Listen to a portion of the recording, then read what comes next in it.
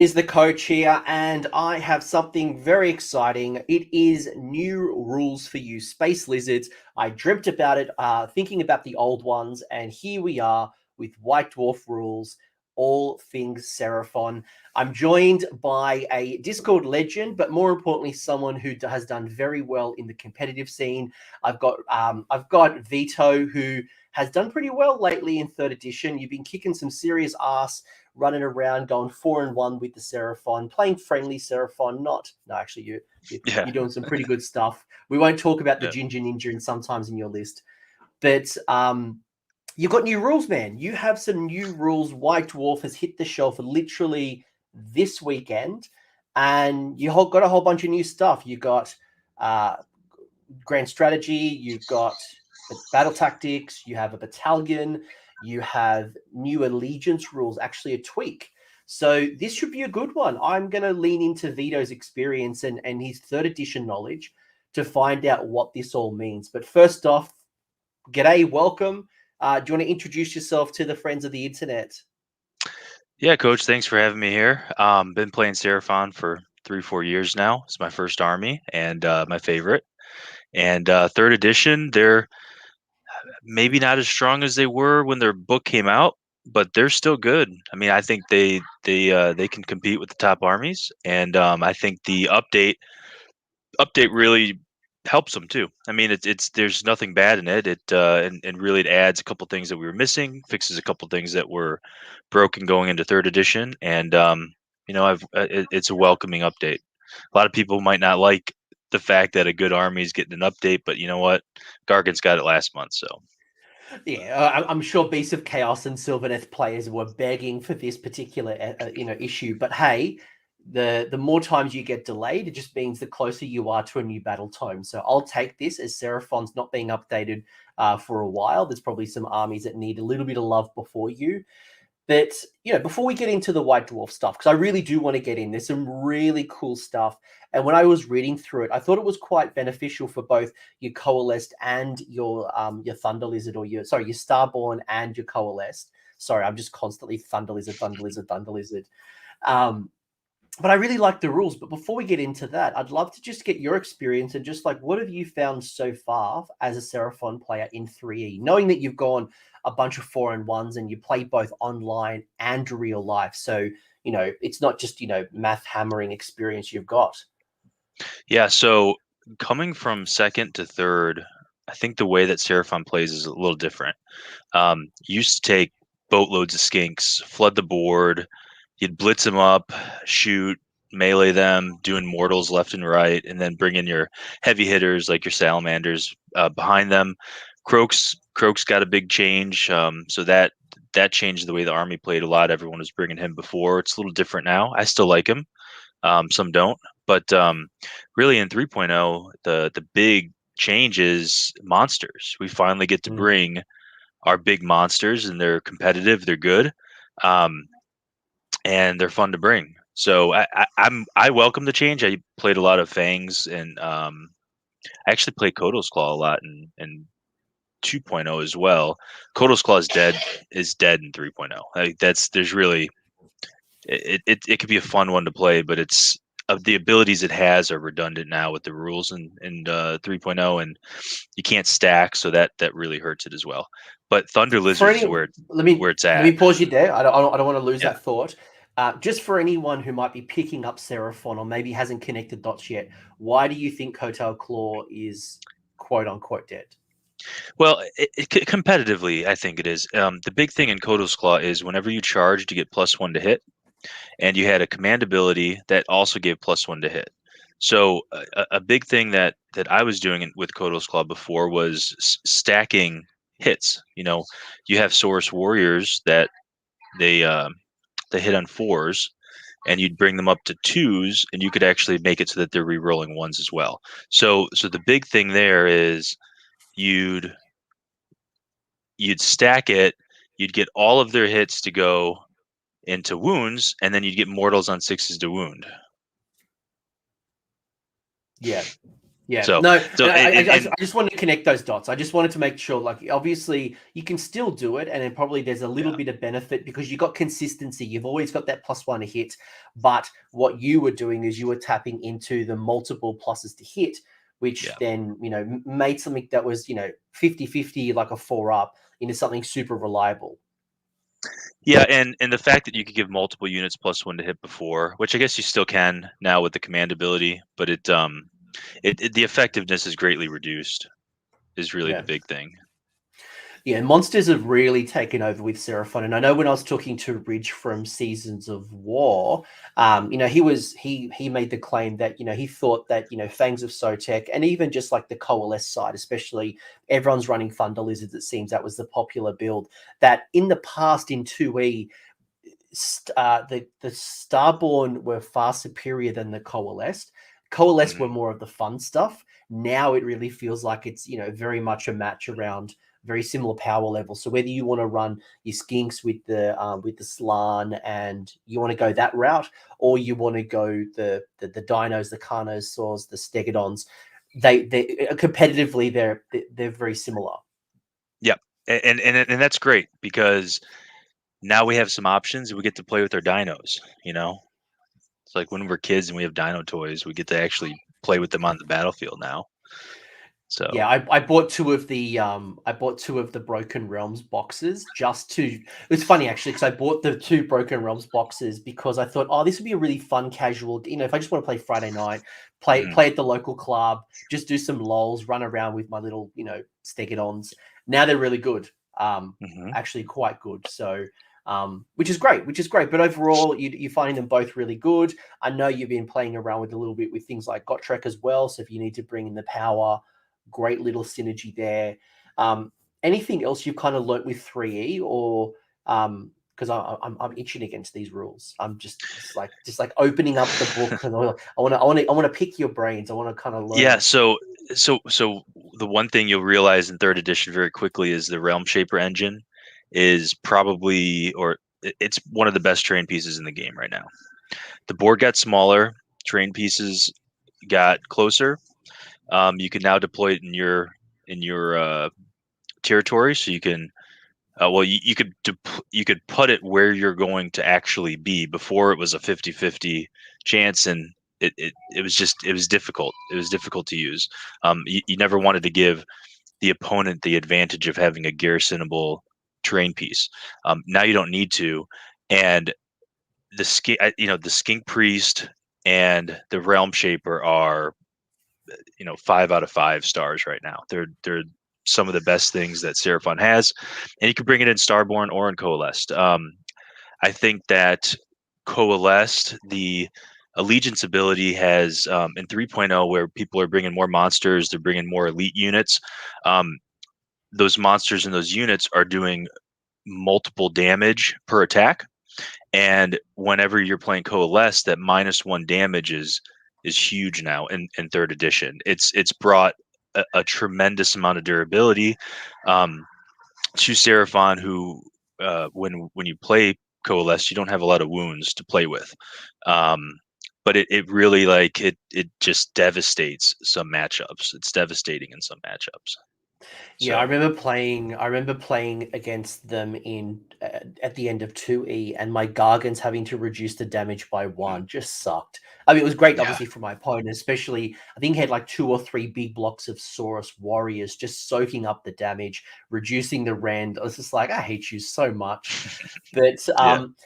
with your Starborn, and because one of the big things in second was summoning, right? You'd summon a whole Mhm. bunch of troops. You'd be able to teleport around the board. Have you found with the board size getting smaller, less terrain on the table, or maybe more of a terrain footprint, and just the way armies are constructed, are you finding that it's harder to summon, or it's easier to summon, or that strategy isn't as viable? Like, what have you learned from that side? Yeah, I mean, with the reduced board size, um, it's easier for people to screen their backfields. It's harder to get teleportations onto objectives, and summoning is a big part of that as well. I still think the summoning itself, you can still summon a whole bunch. everything in the army went up a little bit in points, so it's harder to fit all that in to summon the same amount. But the summoning mechanic still, like the Starborn and the summoning mechanic are still very competitive. They're still good.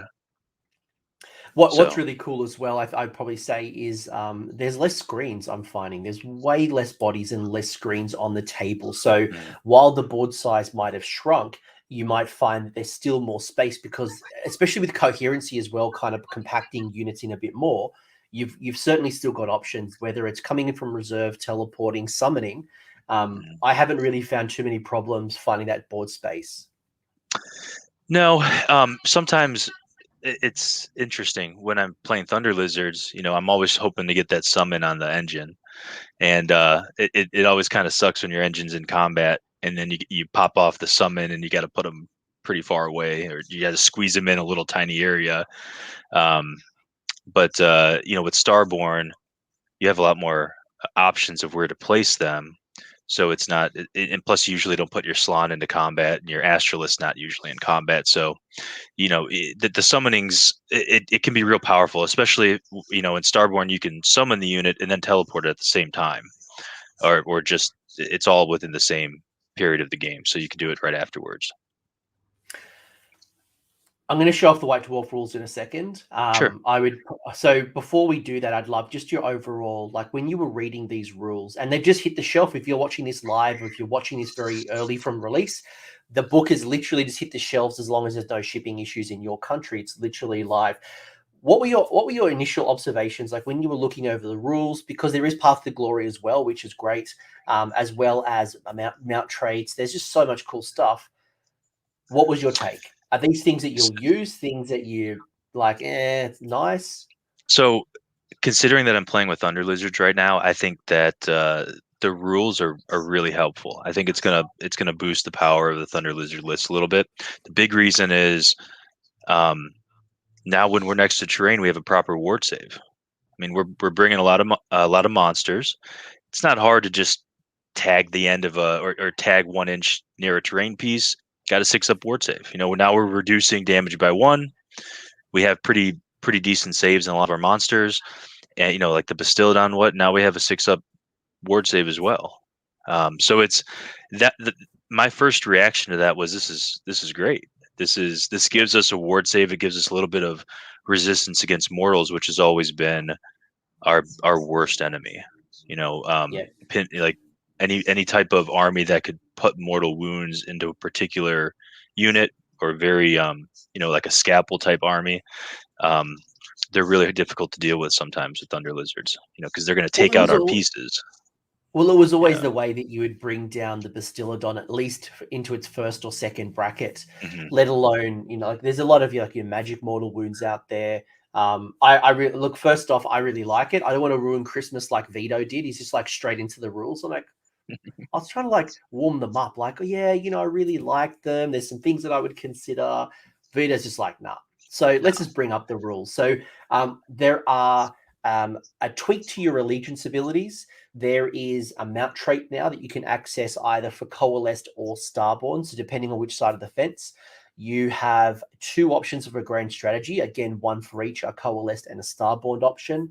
And then you've got a battle tactic, you've got 2 battle tactics. So to kick things off, the Primeval Domain. So this one's changed quite significantly. And what Vito was just referring to earlier was each piece of terrain, whether it's partially or wholly within your side, only if you're Coalesced. So if you're Starborn, this doesn't affect you. But basically, every piece of terrain, either partially or fully in your territory, will be mystical and deadly as well. But you get to ignore deadly, right?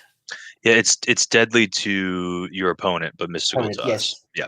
Yes. So I don't get to access your mystical, but it is deadly to me. So you talked a little bit about the ward. Yeah, so mystical is pretty big for us. We have very powerful priests, and we have no ward saves. So, having all terrain in our that's either partially or fully in our territory, which in some battle plans is halfway up the map, it gives us things that, well, it gives us a ward save that we're really lacking in. Unless you bring an Astrolith banner, you don't have a ward save, and so that's really helpful. The +1 to prayers is great. Now that we have the engine, you can throw cursed on the engine, and the curse is going off on a 3 instead of a 4. So Because it's the engine of the gods just got the priest keyword, right? That was a new Yep. update. Yep. So it just got the priest keyword, and it now has prayers, and it's I'm starting to bring cursed on it. I was bringing the healing prayer, but now that we can add +1 to the prayer roll, it becomes pretty viable. 4 up is pretty tough. It's to deal with sometimes because it only works half the time. But now we have something that's going to work, 2/3 of the time. Be pretty powerful when you start combining them with like jaw attacks as well from like your Saurus Knights and things like that. But it means that you're gonna, because mystical, probably the other thing people forget about is, yes, it gives you the ward, but it also gives you +1 to your prayers. So your Skink Priest, your Engine of the Gods, your Skink Priest on Steggy is also a priest. I'm assuming he's got the keyword. The Skink Or is it a wizard? Priest and the engine. Are you talking about the Troglodyte? It's not a priest. No, I'm talking the little Skink Priest on foot as well. But either way, you're getting Just the +1 to Skink your Priest. prayers. Yeah. Yeah. He'll get +1. Which is great. You get +1, and then you obviously get the 6-up ward save. So makes you super durable. And as you said, if you want to tap into heal, +1 to that. Curse, it means that you can get a little bit closer to your opponent, throw down curse. If you're a durable, Engine of the Gods, you're loving it. And then obviously, if they want to attack you, then, guess what? It's deadly, and there's a chance to deal mortal wounds to your opponent. The other piece is you're going to get the mount trait. So one of your heroes, you've only got one mount trait you can really tap into. So one hero, which is either a Stegodon, a Carnosaur, or a Troglodon. If you've got that keyword, it's a hero. You can either have one of the following. So if you are Coalesced, you have Beastmaster. If you are Starborn, you get the Celestial Destruction. Do you like them both? Before I read out the rules, what were your thoughts on the mount traits? Yeah, so the Beastmaster, the one for the Coalesced, I like a lot. It's great. It's something that we didn't have before, and it really helps. The Celestial Destruction, it can be situational. I think that it's great. I mean, it cost us nothing. It's our only mount trait we have. Might as well, you take it anyways. And if you get yourself in this situation, it could be a great use of it. Especially, well, we can get into it when we go through the details. But I think it's situational. I think it could be real good.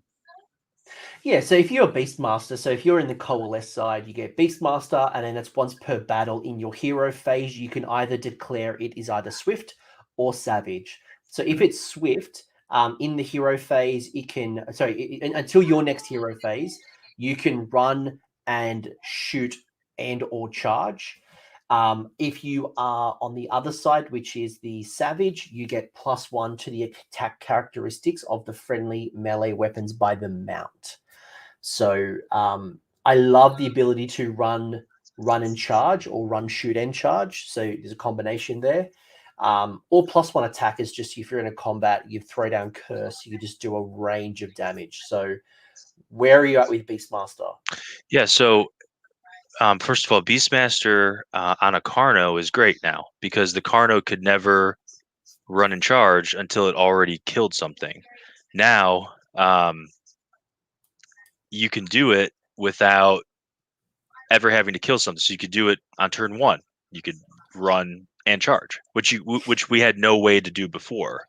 With the Stegodon and Troglodon, we could run and charge them before using the Skink Priest, but I mean, there's no downside. I think it's a great mount trait. Adding 1 attack is really cool in my opinion because we can now get the Carnosaur up to +4 attacks and a Stegodon up to +5 attacks. It can be pretty. We just keep stacking those attacks, and on a Stegodon you have 4 damage attacks, and in a Carno you have 5 damage attacks. So it really adds up. Is the Carnosaur worth considering now? Because I noticed with a lot of Coalesced lists, especially Thunder Lizard lists, the Carnosaur never really got brought very often. It was normally throwing down into your Stegodon varieties, and then you might have either Skinks, you would have Saurus Warriors or Saurus Knights, Salamanders. Like you would spend your points away from the Carnosaur because he was swingy and he wasn't quite consistent. Like he wouldn't have a lot of synergy buffs unless you built a certain way. Is this now a good time to reconsider the Carnosaur with the Beastmaster? Yeah, I like the Carnosaur. If you don't have the points to get a Stegodon with Skink Chief, I like the Scarvet Carno. It's 215 points. The Carno it's great to throw on the flanks and to maybe not to put in the brunt of battle, but you throw it on the flanks and it just takes anything out. I like to run it on the side with a group of 5 Saurus Knights to kind of screen it. And if you want to get it into something, you use your Allegiance ability, you give it +1 attack. When you see the list that I have the command trait on it, which gives it another +1 attack. And the Jaws and Thunder Lizard gives it another +1. So we're already at +3 attacks.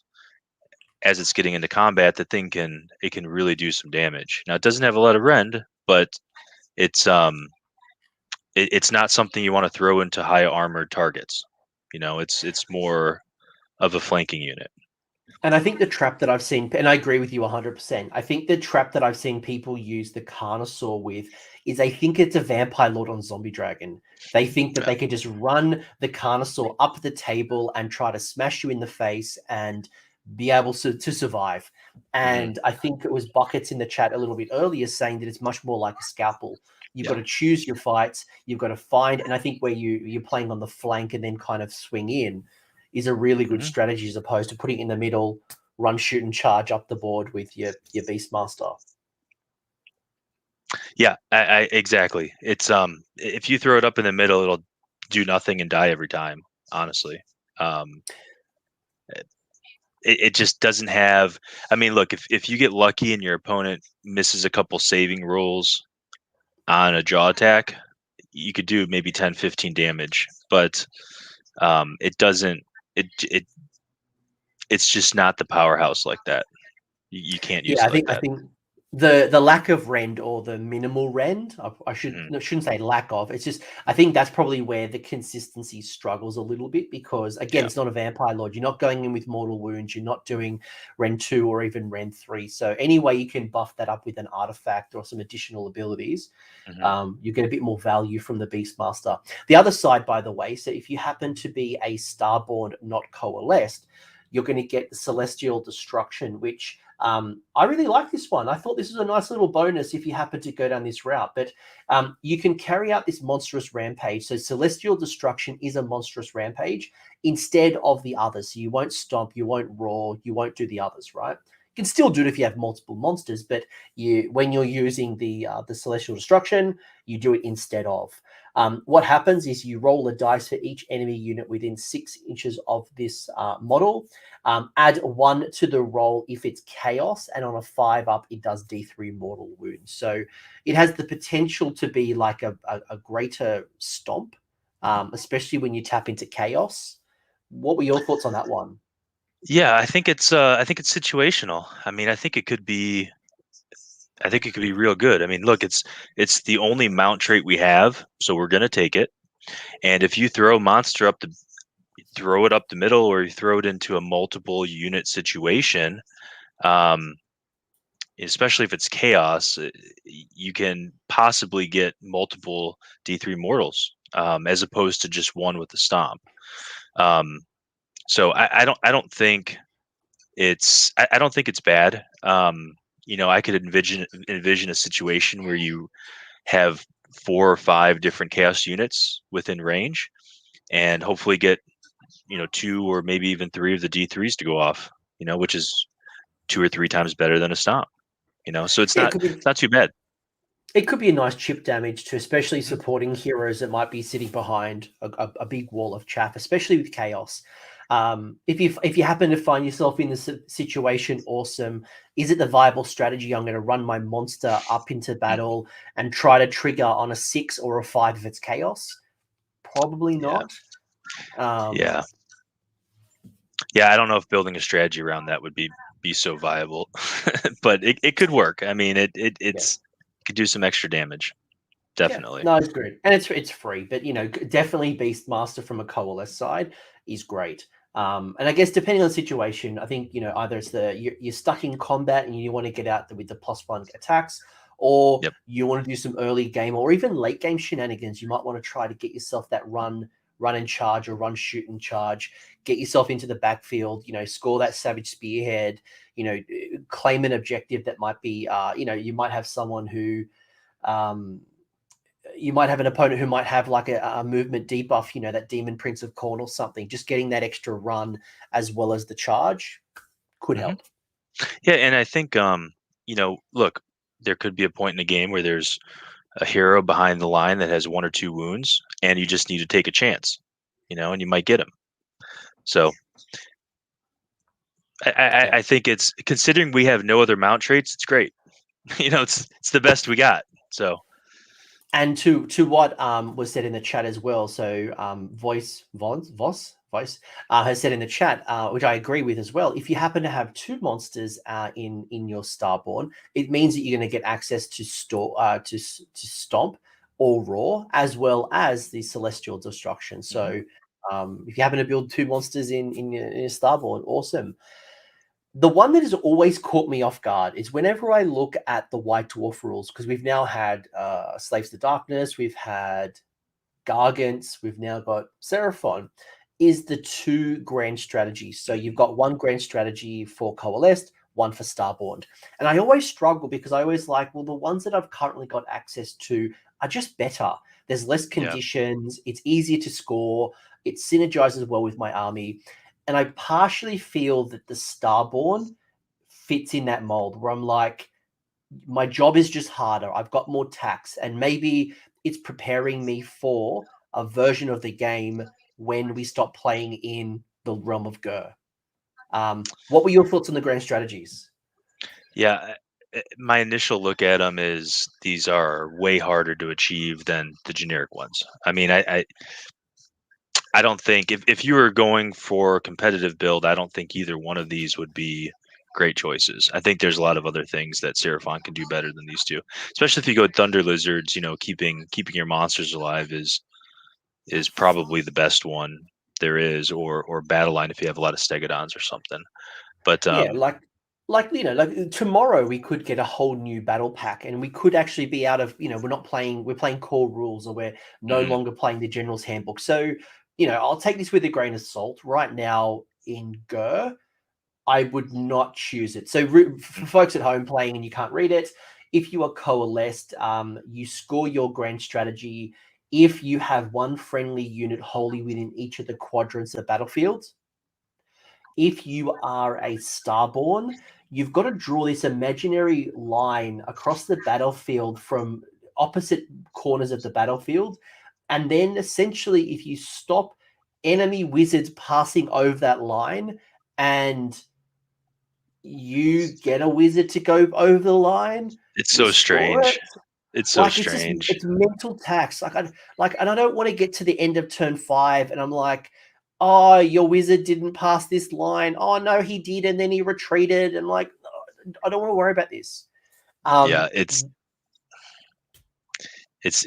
too much. I think it's kind of cool what they were trying to do. I think I kind of understand what they were trying to do, but it's we'll see what the generic ones change to next season. Yeah, and look, I think right now while we're playing in Gur, I would not touch these grand strategies. I'd be more inclined to use the Coalesced than the Starborn one. The Starborn just seems like mental tax that I'm leaving for the Lumineth players. You guys can have that kind of crap. When we go back to core or another battle pack, I'm probably still going to those ones. But yeah, continuous expansion, I don't mind. but it just means that I've got to have something in all 4 quadrants. So Yeah, and it's got to be wholly within. That means you have to have 4 units at the end of the game, even alive, let alone in different quadrants. I mean, usually with Thunder Lizards, if you have 4 units alive at the end of the game, you probably won the game at that point. But I don't know. It's just it's not good in an army that doesn't have a ton of units. I don't like it anyways. yeah, and the whole thing is like at the end of the battle. And like I think the interesting thing, as has been mentioned in the chat, is I think the other side is just, something like having pillars of belief, or some type of like, just keep your wizard alive, just keep your priest alive, just have a monster alive. It's just easier to score. I think that's where I'm struggling right now. Yeah, and yeah, I mean, I agree. I mean, the Starborn one, the Astra Matrix. Why would you do this if you have an option of just keeping a wizard alive? It doesn't. It makes it way harder, unless you're trying to play in hard mode, I guess, just for fun. Look, and you know what, like, and I'm not here to say people can't play with this. Like, you do you, but I'm looking at Vito from a competitive sense, who's going to go to tournaments and is thinking about building that list. And if I'm going to peg, my grand strategy that I can't tweak, I've got to list it on my tournament. It's probably not one of these 2. Yeah, I agree. The other one that I you agree. don't have to choose, which is great, is just another option, is the battle tactic. So you got yourself either Might of the Starborn, or you've got Stampede of Scale. So Might of the Starborn, you pick one objective on the battlefield. You complete this battle tactic if you summon a friendly unit that has a cost of 20 points or more, and it's wholly within 12 inches of an objective. Remembering that when we summon, it's got to usually be outside of 9, so you've got a little 3-inch window. And then the other side is the Stampede of Scale. So pick 3 friendly monsters. You complete the battle tactic if they all run and finish within 6 inches of each other and wholly within enemy territory. Yeah, they're great options.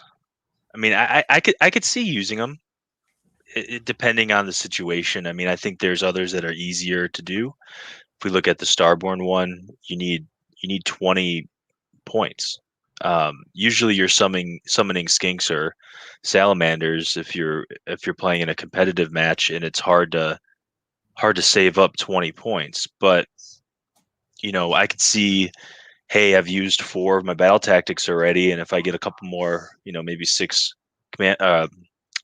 celestial points this turn, and it gets me up to 20, and I can easily complete this, I could see it being one that's used. I don't think anyone's going to say, hey, I'm gonna try to plan for this battle tactic by turn 5, because you're going to be worried about other things. But And that was going to be my question, is like, how often as a summoner, if you happen to play the Starborn side, how often do you have 20 of your summoning points? Are you someone who's just kind of spitting them out as you go, or are you someone who saves them up in the bank for a big summon? yeah, I mean, usually if you need bodies, you're going skinks right away. If you need damage, you're going salamanders, because skinks are 6, salamanders are 10. So the choice is: are you summoning a salamander in turn 2 and a salamander in turn 3, or are you saving up for this 20 to summon maybe turn 3 and get a battle tactic at the same time? It it could be situational. I mean, it could be something where you look at it and you go, well, I could get this easy battle tactic, and I don't need salamanders, or I don't need the bodies right now, so I'll save it up. I guess maybe it's a little more of an incentive to save up your points instead of spending them right away, because you can get a battle tactic if you do, and Yeah, it's an easy battle tactic. The flow of battle is already kind of in your favor, so you don't need those cheap screens. You want to go for the Saurus Warrior, the Bastiladon, something like an Engine of the Gods. You're already kind of planning that type of thing. Yeah. So yeah, look, the great thing about the battle tactics, obviously, is it's in addition to what you've already got. So it's just having one or two options available to you. I think you're right. Like, you know, the other challenge is obviously summoning it within 12 and in enemy territory. I think the challenge is I say like the objective you pick. What am I talking about? It's just the objective. It's I not think the enemy ter challenge yeah, is not enemy no. territory, right? I'm thinking of the other one. I'm thinking of the Okay. other one. I'm thinking of Okay. Stampede. But I That'd be a think the lot challenge harder. is that if you summon wholly within 12 of an objective and you're using 20 points, you're normally summoning something big. Like I'm looking at the list. It's 20 Saurus warriors. It's your Carnosaur, your Bastiladon, your Steggy, and you kind of Mhm. move up the line. The challenge I would see is they're on quite large bases. So being outside of 9 of an enemy, wholly within 12 on an objective could be tough. Yeah, but remember, you can also teleport after it too, and if your Slann's usually gonna be in the back, and in most battle plans, you have objectives that are in the back, or you have an objective that you're sort of holding. So I could see it being somewhat challenging depending on the battle that you're playing, but in a lot of cases, I think you would be able to meet that. Um, especially because you can summon it and then you can teleport it and put it into the position you want. So you can summon it with wholly within a back objective and then teleport it to where you really need it to be I for the guess the other, turn. I guess the other thing as well is, you know, you to get to those 20 summoning points, you probably, as you mentioned, turn 3, maybe turn 4, turn 2 if you're really lucky and you've got some madness going on. So by that stage, you've got the attrition kind of kicking in. So, you know, bodies are being deleted. So there might be more space. So it might be a counter argument to my own personal argument. I'm just fighting with myself, Vito. Yeah, The other one, but it's I mean, look, I think it's great to have. I mean, it would have been nice to maybe get a little easier one or something that was, I don't know, 10 summoning points as opposed to 20, but you know, it could be used. I mean, I could see it being used in the game. yeah. No, I'm throwing constructive challenge here, folks. I'm not trying to be a dick. I'm just like, this is kind of like some thinking. There's some thinking of some considerations. The other Yeah. side, if you happen to be playing in the Coalesced side, is it's really hard to switch between the two when you're not a full blown Seraphon player. Is the more Coalesced side. So you get to pick 3 different monsters. You got to have 3 friendly monsters. And as I mentioned, if they all have to run in that movement phase and end within 6 inches and within enemy territory, wholly within enemy territory. So if you do that, tick, you got yourself a battle tactic. I actually think this one's going to be pretty hard to get. I mean, you have to have 3 monsters all within 6, all running, so you're limiting your ability to charge them in, and all within enemy territory. Again, this is one of those things where maybe you find yourself in that position, but you're probably never going to position your units to try to get this one. If you find yourself in a position where you're close, maybe you'll go ahead and just try to get it because um, it's easy for that particular point in the game. But I don't see many people using it that often. Because Um, we've already got Ferocious Advance where you run 3 monsters or you three models, and if they're monsters, you get bonuses, right? yeah. Would I do both of them? No, because I could, I could turn 1, use Ferocious Advance, run them, get the bonus battle tactic for being a monster. Turn 2, run them again, get them wholly within enemy territory, score this. So I'm kind of being rewarded, but do I want to run 3 monsters and Mhm. essentially not be in combat for 2 turns just to score battle tactics? I'm The not quite sure. I'm not sure if I the want 2 turns. yeah, the other thing too is the generic one, the Ferocious Advance. You can select a non-monster unit and turn them into monster and get the bonus point. And this one, you have to select 3 friendly monsters at the beginning, so you can't that skink priest that you normally just turn into a monster with Kroak because it's really easy to get that point. You can't do that in this one. You have to pick units that are already monsters, not units that you can turn into monsters. So I think that it's small, but it's really limiting because you see a lot of people that have two monsters or two monsters next to each other. You turn a little hero into a third monster, and now you have your three monsters, and you get that extra point. Where this one, it doesn't give you the opportunity to do that. I think the trick with the Stampede of Scales is going to be this will be a late game one. So I think Ferocious Advance is your turn 1, turn 2 type battle tactic, and then when you're already in your opponent's territory, you've still got 3 monsters who have survived. You then throw this down, and you essentially score it so long as you kind of run, but again, in the late game, do you want to be running 3 of your monsters and not charging or not being in combat? Question mark.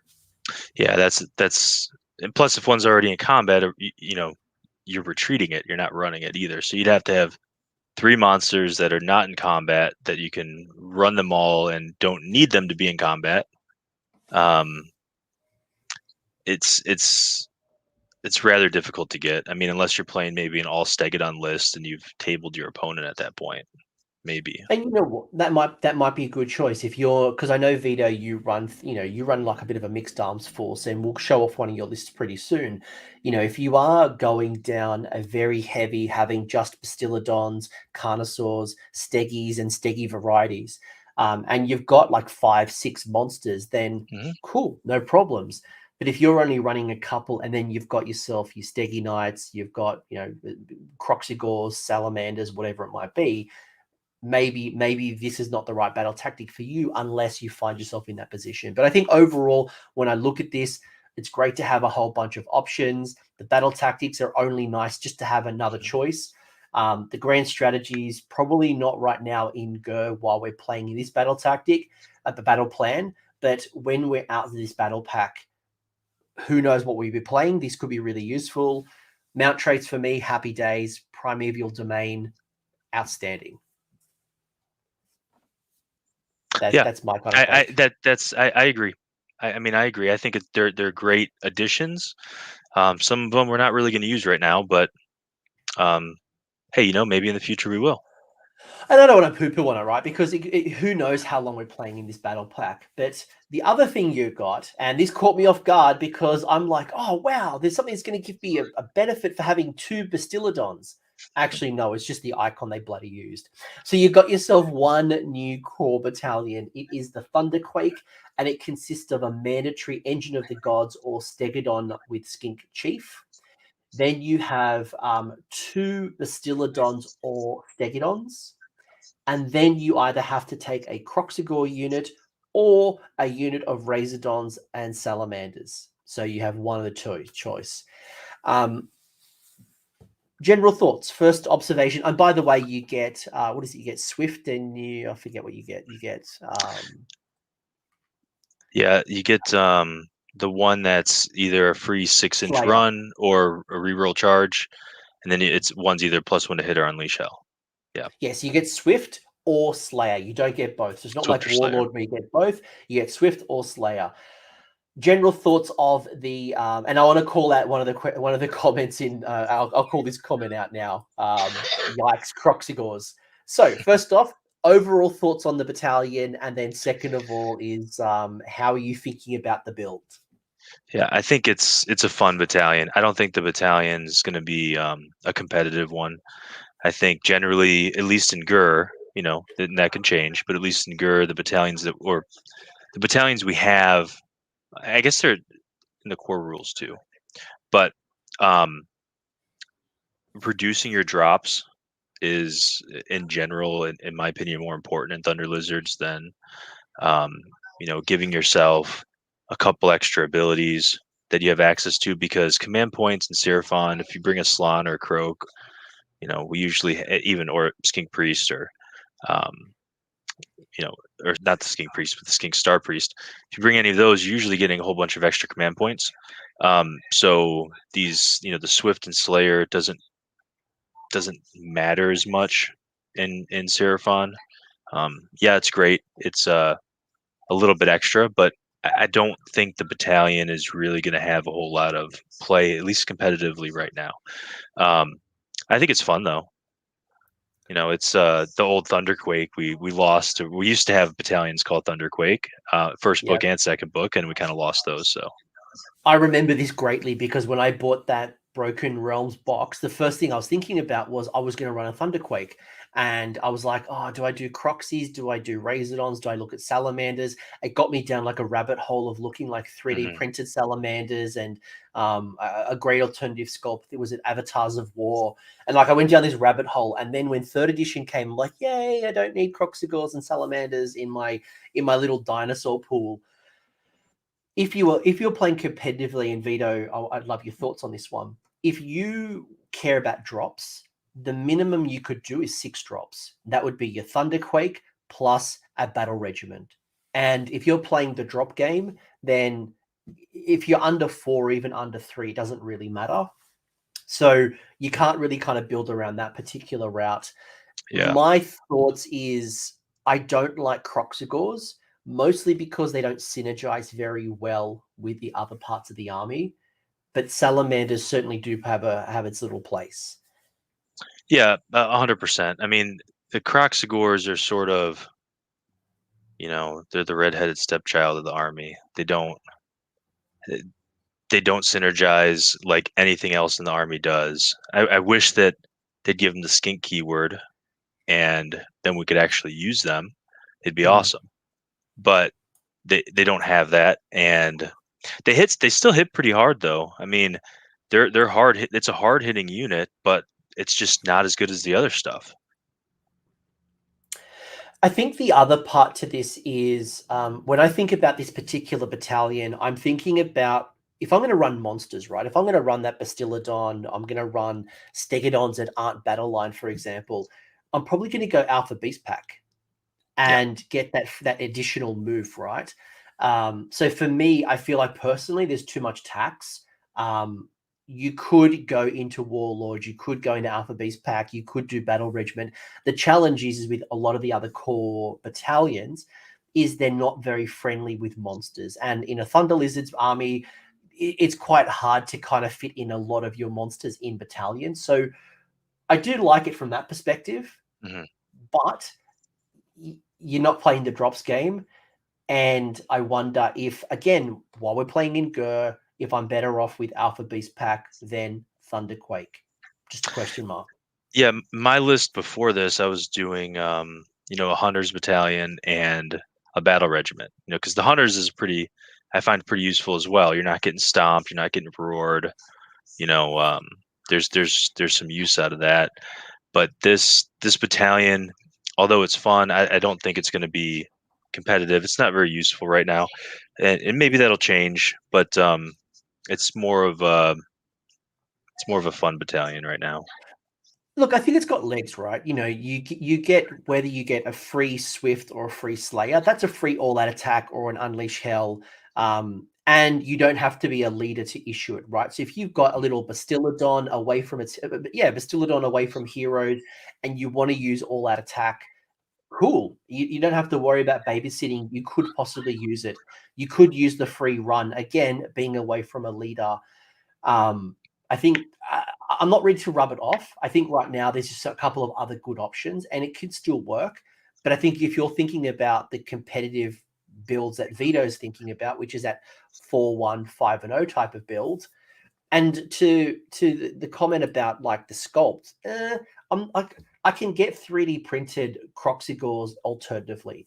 I think for me, the challenge is that Croxigores just don't have any keyword synergy either with Skinks or in the Dino builds. I think it's just like, yeah, you got the bites, but I think for me, I probably go the Salamanders, which is where my kind of head was at in second edition. Yeah, and possibly even Razordons, they're a lot cheaper. They're not terrible either. But Salamanders are, if you have the points, they're probably going to be the go-to. Yeah, and I think that's probably the challenge, right? If you're going down with Stegodon, Engine of the God, Bastiladons, you run out of points pretty quickly. But here's your list. Vito promised he'd Yes. share a list though, and I wanted to kind of put some of this into theory. Like if you really like these rules, you're like, yes, it's a good opportunity for me to put my Croxigors back on the table. This is not what you've run at tournaments, and I'll get your thoughts around that in a minute.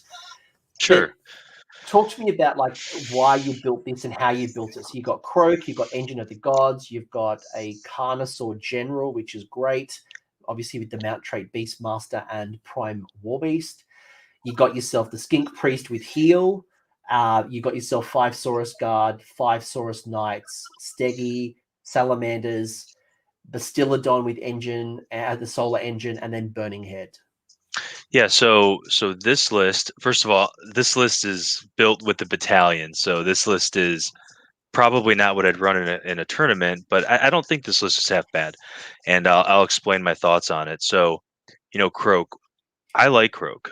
I know a lot of competitive Seraphon players might not, or they'd rather opt for a cheaper Slann. I find that there's a couple things that give Kroak the edge that I really like, especially in a Thunder Lizard list. First off, he knows the whole spell lore, which means I can make things fly, I can heal, I can do, we're almost always going to use a spell for Comet's Call. So I'm healing, I can make things fly, I can use Comet's Call. He's also another +1 to cast. He gets an extra dice for command points. And the command ability that he has, you actually roll a dice and D3 units get +1 to save or shooting, as opposed to the Slann, which is only 1 unit. So, sometimes you can make a good chunk of your army +1 to shooting if you're going up against a shooting army.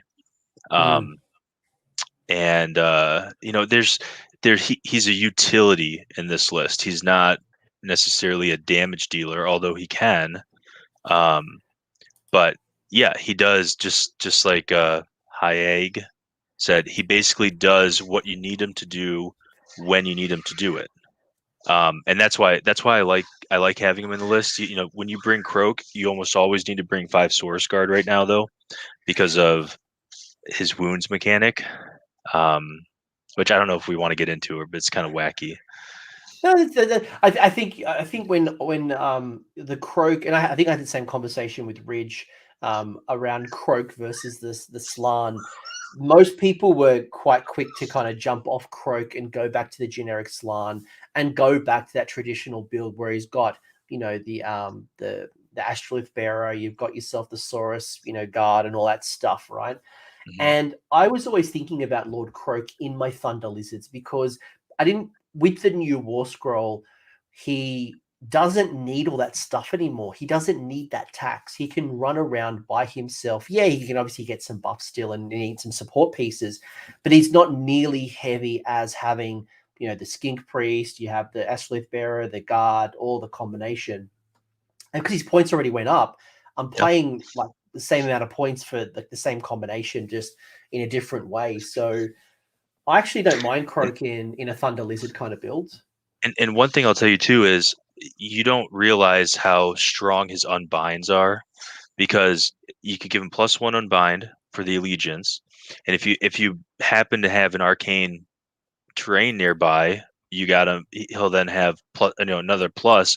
So in a lot of games, you're either +3 or +4 board wide unbind. You have 4 chances, and that really shuts off magic armies. So not only does he support in your turn, does he support your army, but you're shutting off the magic phase of an opponent's army, even a strong magic army. The other thing as well is when you got Kroak on the table, people want to take Kroak down, and we can talk through the wound characteristic, and it has certainly changed. It brings me back to first edition when he was really weird with like 8 wounds. He was ethereal, it was a leadership test. It was like really bizarre in first edition. But if someone targets Kroak and they put all of their damage into Kroak because they want to take him off the table, well, that's damage that's not going into your Steggies, your Carnosaurs, your Bastiladons, and your other things, right? So I don't always see that as a bad thing that he's a prime target. No, and the way his mechanic works, what I've found is that as the game goes on, Kroak becomes increasingly harder to kill because your opponent has less units that do burst damage in each phase, and he just, he's, if you can protect him in the first 2 turns, Kroak's almost never going to die. And he'll always be doing all that chip damage. He'll be a utility. I mean, he's single-handedly won me a couple games because they've shot everything else off the board, but Kroak being around for 5 turns, just churning out damage is hard to deal with. So you got yourself the Carnosaur, and I mentioned at the top of the show that you didn't quite see a lot of Carnosaurs running on the table, mostly just because people weren't building around it. I think we saw, because I know when I very first got into Thunder Lizards, people were talking to me about run Skinks, run Skinks, run Skinks. You still want some screens, you still want Skinks running around. And I think when I talk to you, you're like, no, I'm actually getting a lot of value from things like the Saurus Knights. And I'm like, Yeah. like, I hadn't really thought about them. And I know that obviously they synergize well with the extra attacks, especially with the amount of bites. And I remember when the book came out, people were talking about a block of 10 Saurus Knights getting up to like 70 attacks just through the various combinations and the additional, damage you can do. But and I think that maybe that's partially the challenge of, like, if you go down the skink route, then the Carnosaur doesn't synergize with anything. Mhm. But now you've got the Saurus Guard and the Saurus Knights. Talk to me more about the Carnosaur. Yeah. The Carnosaur, look, it's 215 points, and the amount of damage that thing can turn out for 215 points is ridiculous. You throw it up on a flank in Thunder Lizards, it's 14 wounds. It's got -1 damage. Now with our new ability, you stick it next to a terrain piece. It's got 6 up after save. You don't need the generic artifact that gives the +5 after save, the Amulet of Destiny. You don't need that. And it's just hard to take down. If something's doing 2 damage, they got to do 28 damage to you to take that thing down. Plus, you got the ward save. It's got 5 damage attacks, and now with the new mount trait, you can give it +4 attacks to its 5 damage attack. So, this thing can really get buffed up.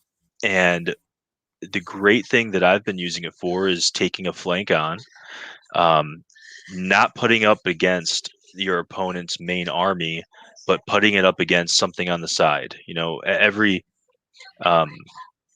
The way that 3rd edition is played is, you hold one objective and you try to take the other from the opponent.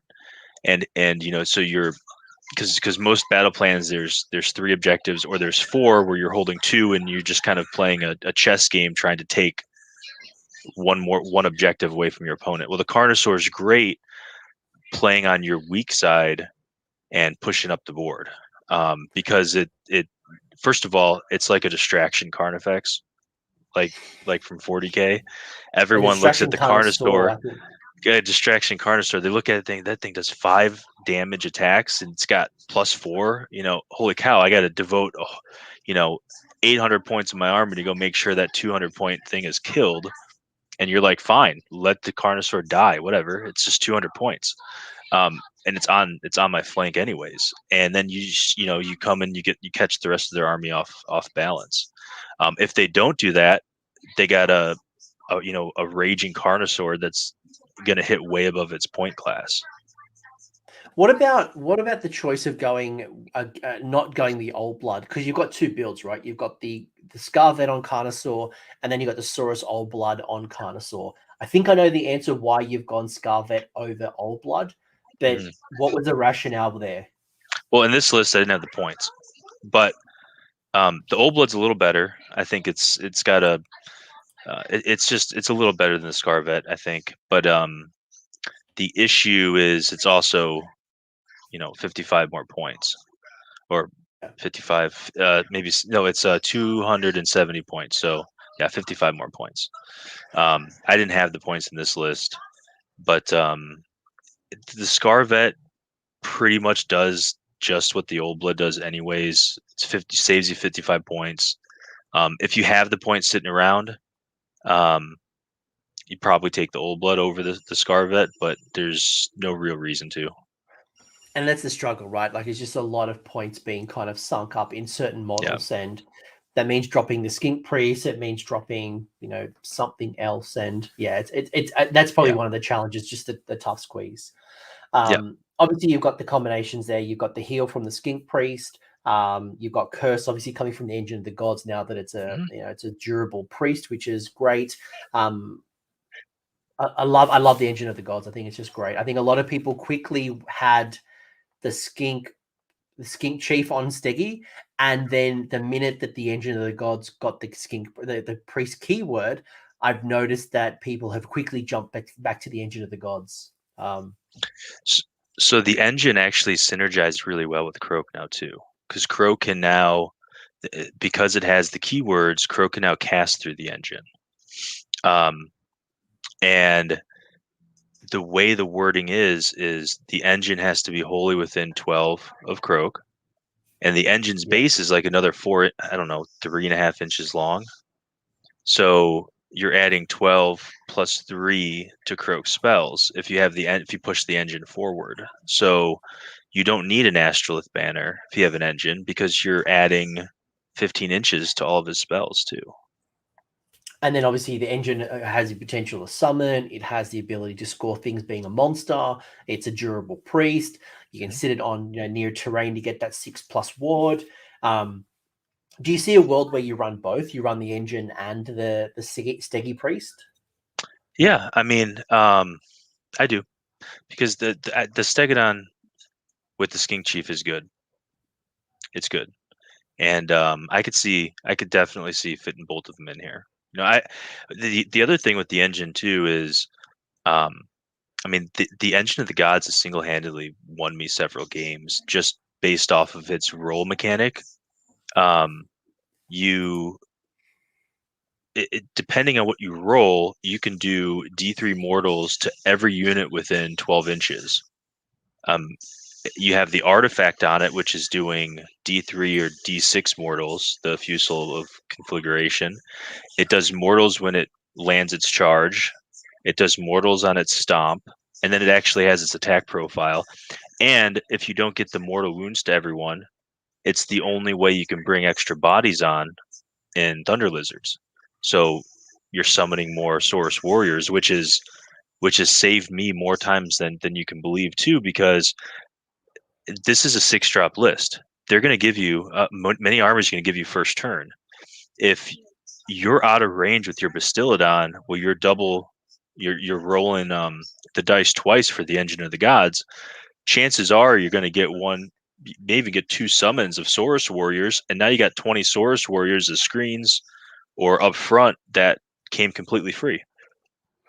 By the way, I think we might have had an actual moment here. I'm looking at Arcane Vessel, and Arcane Vessel is only for Skink Wizard or the Oracle, so I don't think that would work with the Engine of the Gods. I'll have to double check that. Wizard. Yeah, but like just I'll double check it. Yeah, because the engine's not a wizard unless there's like something in the FAQ. Oh, there might have been. I'll double check that. But in any event. Cool. Just, I mean, like we don't have all the rules in front of us, folks. So if you're going to build around this strategy of Kroak and the engine, maybe just check all the FAQs and erratas. I don't think it works, but there might be some list sites there, so just check it out. The other kind of burning question I had was around the choice of going Saurus Guard and Saurus Knights. Like, why wouldn't you just do 2 units of Saurus Knights or 2 units of Saurus Guard? Like, why have you gone 1 for 1? The Saurus Guard go well with Kroak because it prevents him, or it makes it much more difficult to take him off turn 1 or 2. He can pass the wounds over, and if you're going to take Kroak with the randomness of his wound mechanic, you're going to want the Saurus Guard there just as extra protection. And are you running the Saurus Knights with the Carnosaur, or how are you using the Saurus Knights? Yes. So if I'm worried about an alpha, I'll just put him up in front as a screen. If I'm not worried about the alpha, then I usually I'll run them with the Scarvet and Carno as on a flank. So they work well. I think they work well because they can keep up with the Carnosaur. I know the Skinks can too. The problem with Skinks and Thunder Lizards is their bravery mechanic they have a 5 bravery, and it's Yeah, just terrible. Because they're bravery 10 in Starborn, but then they drop to 5 in Coalesced, and yeah. I mean, you've got yeah, go on. I should say you lose like maybe 3 Skinks, and you're risking another 3 running, which can hurt pretty bad.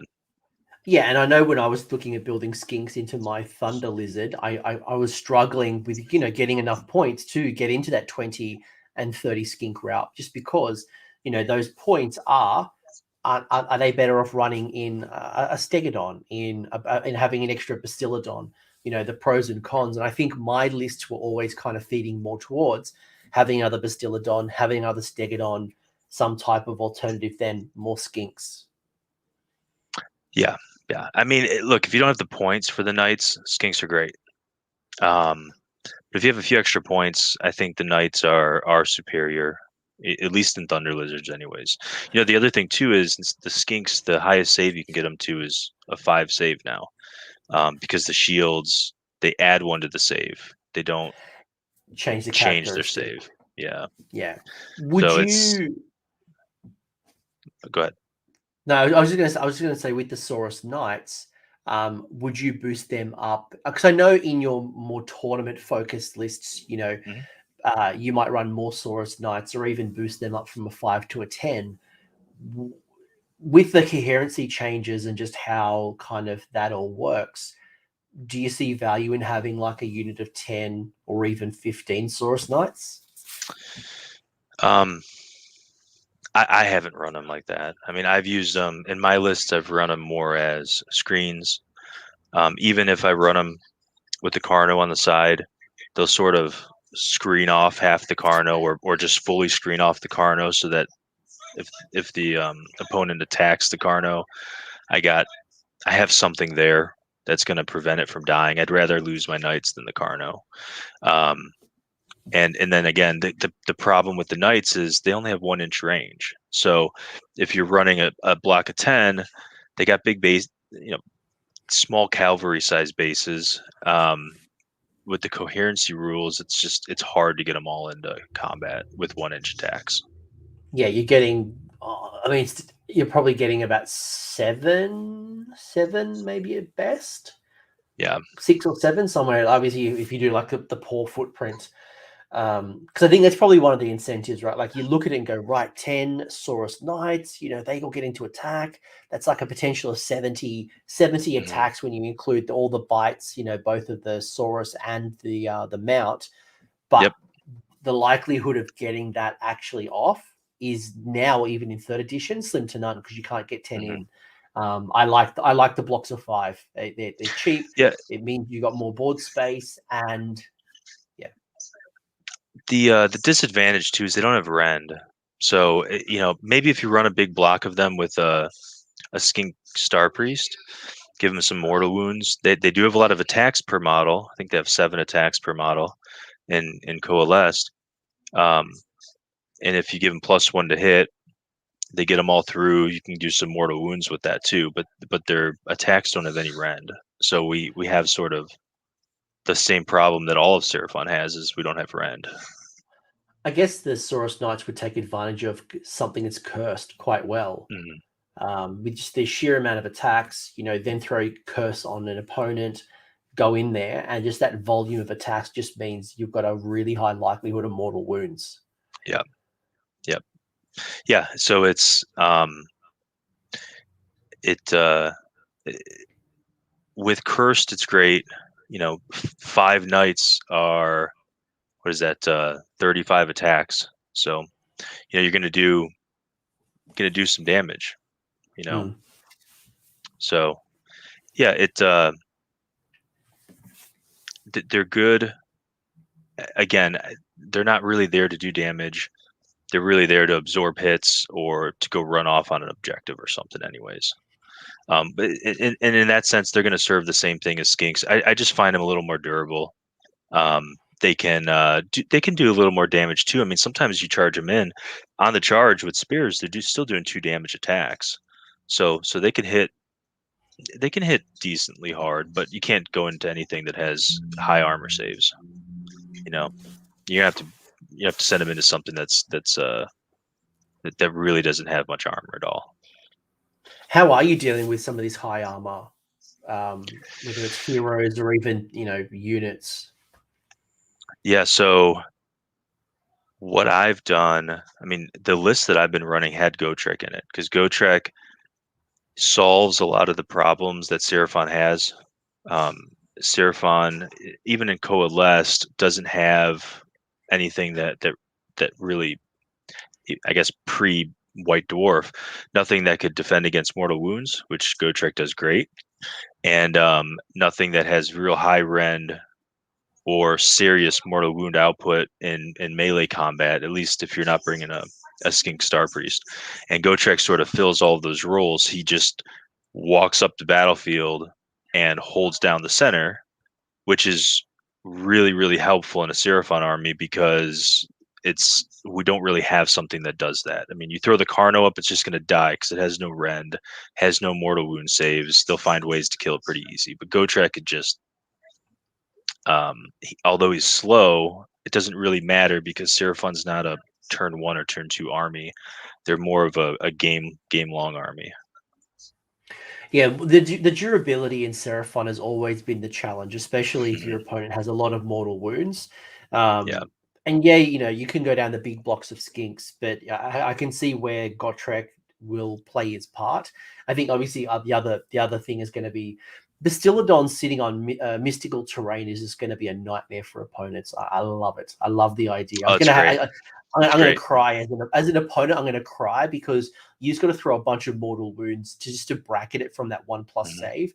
But now you've got a mystical, and I can see it now. I'm going to have enough mortal wounds to bracket you, but you'll probably do 1/6 or something, or your jerk skink priest will then heal it, and we're back to the start.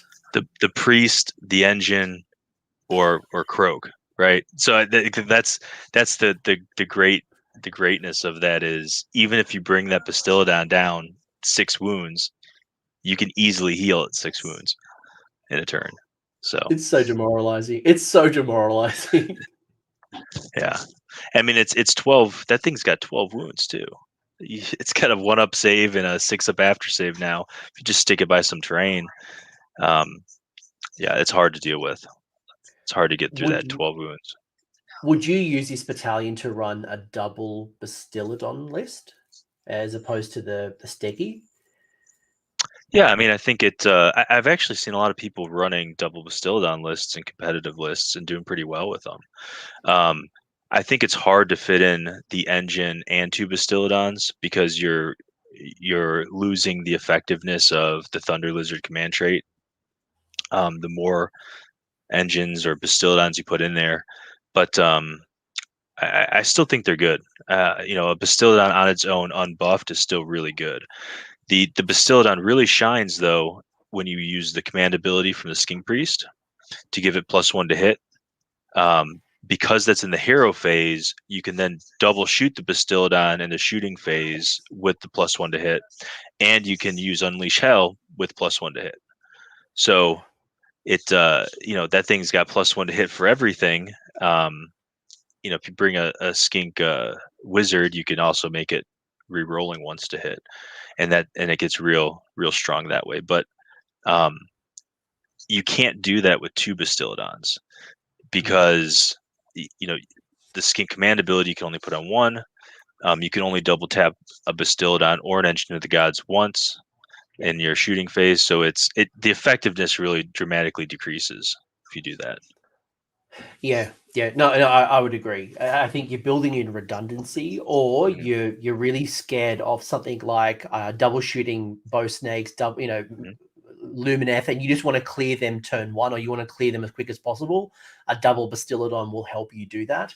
1 might not be enough, but in saying that, again, like these are great options. I think probably the last question I've got for you, Vito, before we Sure. kind of wrap things up, is Jonathan actually makes a really good question, because I was looking at the Troglodon. I liked the fact that it could heal. I thought it was a decent monster. I didn't mind the shooting attack on the Troglodon. Mhm. If I was playing around with Skinks, I thought it synergized quite well with Skinks. Where do you land with your Trog? I actually like the Troglodon. I haven't really built a list in with it yet. I think it's a little overpointed. I think it needs to come down, and I also think if you're going to play the Troglodon, you're probably going to also want to bring Kroak. Oh yeah, there you go. Too many points. Yeah, you're going to want to bring Kroak for his spell, because you can cast it through the Troglodon anywhere. The problem, though, then is the Troglodon's spell is also redundant, because it has the same spell as the Slann and Kroak, so that's sort of a pain. But I don't think it's bad. I mean, it's Starborn. It's good both in Starborn and Coalesced, because in Starborn it gives you more summoning points. In Coalesced, it's got -1 damage and +2 wounds, so it's got that durability. The problem with the Troglodon is um, it doesn't do a whole lot of damage in melee. It's damage. It's 270 points. That, yes, it helps with Kroak. It's got a pretty good spell. I think it's +1 to cast now too. Um, brings more dispels.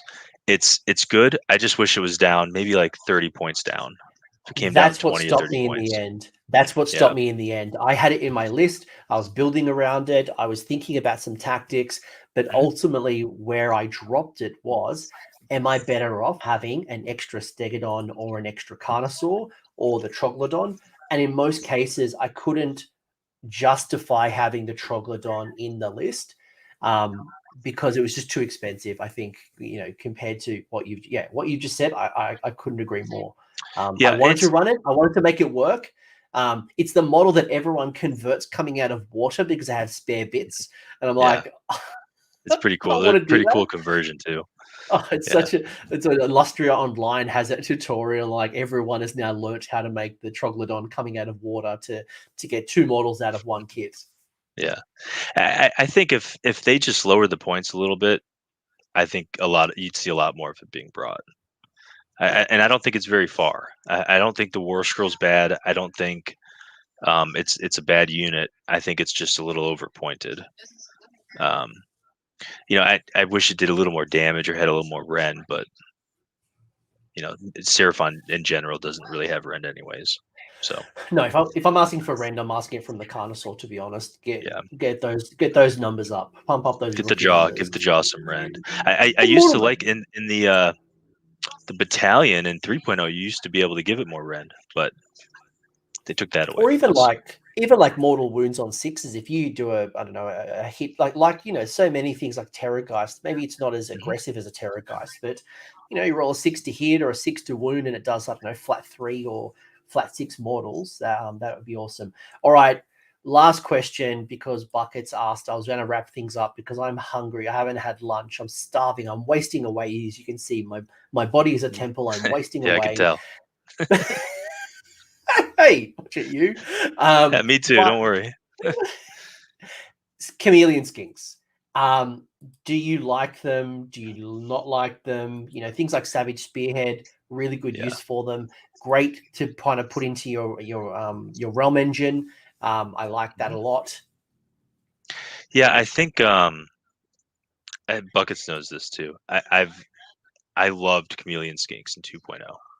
I think their War Scroll got better because they lost the plus to save and gained a ward save. Um, I think it got better, but they went up drastically in points as well. And not only that, you can't take them in 20 blocks anymore. You can only take them up to 10. Um, They come in units of so that 5, right? So you they come in can. units of 5. Yeah. Are they battle line at all? No, they're not. They're not battle line. So So the most you can get them is 10. yeah, Um, they're they're they're great because you don't need to buff them. They're gonna just drop down. They're 2 shots apiece. Sixes are mortals. They're always gonna pop off a couple mortals no matter what. Um, I don't think you can use them like you used to. I think that, like Bucket said, it's a free battle tag. If you take two units of them, you have the points for it. You can guarantee yourself a Savage Spearhead battle tactic, and you're always, the value that you get when you tell the opponent you have teleporting units or units that can come down anywhere on the battlefield is massive, because it keeps their whole army back. They screen their whole backfield. They're always worried about those units possibly coming down. And 2 units of Camo Skinks, that's 20 dice that you're rolling. You might get 3 or 4, maybe even 5 mortal wounds, plus all of the other attacks. So there's a 5 wound hero that can go down pretty easy, or some chaff that someone has held back. They could take them out pretty easy. I think in Coalesced, they're definitely worth considering when you're going Starborn and you've got things like teleports and summoning. Maybe one, because then you supplement the board space with your summoning or your teleporting. But I think that's probably one of the challenges with things like your Coalesced is you don't have the movement shenanigans that the Starborn enjoy, where the Chameleon Skinks might come into play. And yes, their models might not be the best. But also, I've been looking and tapping into the Underworld's Warband and trying to see if I can get a couple more from like those bits traders who like break up the box. And I really like them. I like the new sculpts are really nice. And the one thing I'll say, the thing that I'll leave you with too, is they have the utility that they bring, just kind of going in the backfield, sniping off a hero, getting you a battle tactic, and then forcing your opponent to deal with some stupid five skink unit in their back corner.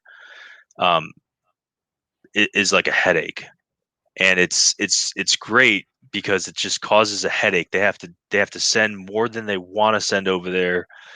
They just lost something or just took a little bit of damage. They're going to send something over there. You just got a free battle tactic. They're pretty good. It also might help you with continuous expansion if you happen to take that grand strategy, because then you could have, Chameleon Skinks in either quadrant. Then you've got 2 things in your quadrant. At the end of the game, boom, you've scored your grand strategy plus 1, 2, or more, battle tactics. So yeah, I think they're a bit of a sleeper. I don't think you don't write them off just yet. But I think the challenge is that you want to put everything in your list. You just don't have enough points. Yep, that's true. So. I like them, but they're hard to fit. Vito, you are in my Discord. I know you are a very popular member. Are you on any other socials like Instagram or Twitter, or if people want to chat to you and talk list science, where can they find you? No, I'm not actually, but you can find me in the Seraphon chat. I don't have anything else. That wasn't a loaded question. That wasn't me trying to like drag everyone to Discord. Like it was okay, because you're not on Instagram, you're not on Twitter. I don't have any of that. But happy to talk. Happy to talk in the Discord. Seraphon, I'm usually in there saying hi to everyone, helping out if I can. No, I dig it. And you're always playing plenty of games online as well, so it's always good to see you in action. But Vito, thank you very much. I look forward to hearing more about your awesome performances at tournaments. I know you did well was it the Warhammer Open Orlando, I think it was. Yep. I know you did well at was it Butcher's Buffet? Was it released? Yeah, that was the other one. Yep. No. Yeah, I appreciate it. Thank you. Thanks for having me on, and happy to help anyone out if they want to come talk Seraphon. And if you are a Seraphon player, you've made it this far, and you want to tell me how to build my Thunder list, or if you're thinking about this particular battalion and you think you've got some list science, and maybe I am being mean to Croxigors and Razordons, maybe I should reconsider. You know the deal. Do the YouTube stuff. Comment. Tell me what you think in the comment section. Vito, you're a legend. Thank you very much. I'm going to make myself a little bagel, turkey, cheese, because it's getting a bit late. But thank you very much for your time, and we will talk in the Discord and, YouTube stuff. Thanks for having me. Thanks, mate. Thanks for sticking around until the end. I hope you found that video interesting and you walked away with a few new ideas. If you did, I would appreciate it if you hit like on the video, as well as left me a comment. Let me know what your thoughts are in the comment section below. The conversation will continue over on Discord, so links down below in the episode description if you want to join the Discord and continue the Age of Sigmar conversation. I want to give a massive shout out as well to these absolute bloody legends, these champions who have continued to support me through Patreon or YouTube members. That is going directly into supporting the maintenance and the growth of this channel. So thank you very much, guys. Much appreciated. And until next time, roll more sixes.